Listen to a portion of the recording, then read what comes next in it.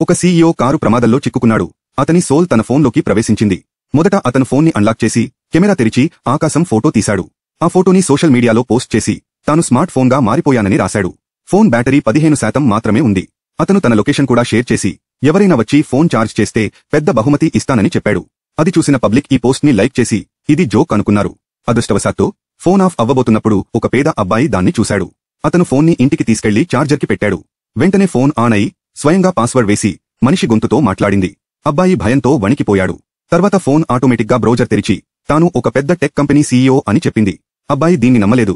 ఎవరో రిమోట్గా ఫోన్ని కంట్రోల్ చేస్తున్నారని అనుకున్నాడు.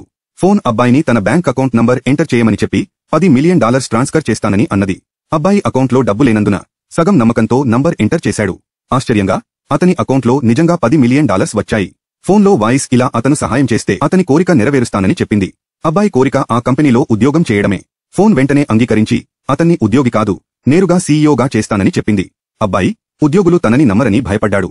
కాని ఫోన్ అతన్ని నిజమైన సీఈఓగా తయారు చేస్తానని మొదట కొన్ని సూట్లు కొనమని చెప్పింది. అబ్బాయి వెంటనే 8 సూట్లు కొని ఒక ఖరీదైన హోటల్లో రూమ్ తీసుకున్నాడు. ఫోన్ ఇవన్నీ ఇచ్చింది అబ్బాయి తనకు నిజం తెలుసుకోవడానికి సహాయం చేయాలని మాత్రమే.